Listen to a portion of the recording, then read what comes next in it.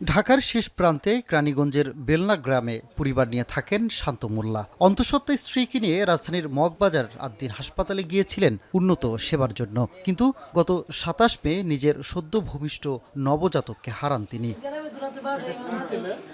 ওই দিনের মর্মান্তিক ঘটনার কারণ অনুসন্ধানে গঠিত তদন্ত কমিটির সদস্যরা ভুক্তভোগী ওই পরিবারের বাসায় প্রায় ঘণ্টাখানেক আলোচনা করেন। এ বিষয়ে তদন্ত কমিটির সদস্যরা কোনো মন্তব্য না করলেও কথা বলেন ভুক্তভোগী পরিবার। সেদিনের ঘটনায় হাসপাতাল কর্তৃপক্ষের অসহযোগিতা নিয়ে বিস্তর অভিযোগ তাদের।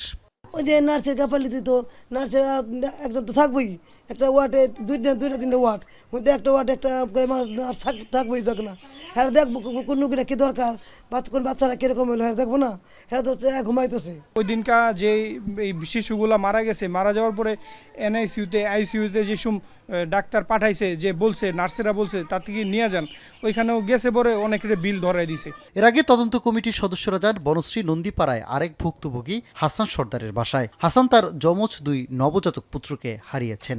এ ঘটনার সুষ্ঠু তদন্ত ও বিচার চান এই পিতা। নার্স ডাক্তারও ছিল না, আর ২-১ যদি আছে এগারো ডাক দিলে আর অ্যালাউড করে নাই, আসলে আয়া দিয়ে গিয়ে আর মেডিকেল চালায়। যদি তখন ওখানে নার্সেরা ডক্টররা আমাদের দিকে এগিয়ে আসতো, তাহলে আমাদের বাচ্চাটা অত অসুস্থ থাকতো না, আর এত বাচ্চা মারাও যাইতো না। এদিকে আদ্দিন হাসপাতালের অনিয়ম খুঁজতে অভিযান পরিচালনা করেছে ঢাকা দক্ষিণ সিটি কর্পোরেশনের ভ্রাম্যমাণ আদালত। রোববারের অভিযানেও গণমাধ্যম কর্মীদের ভেতরে প্রবেশে বাধা দেয় হাসপাতাল কর্তৃপক্ষ। প্রায় দিনব্যাপী অভিযান পরিচালনা করা হয়। অভিযান পরিচালনা শেষে সাংবাদিকদের জানায়, অস্বাস্থ্যকর পরিবেশ ও খাবারে ময়লা থাকায় ৩ লাখ টাকা জরিমানা করা হয়েছে।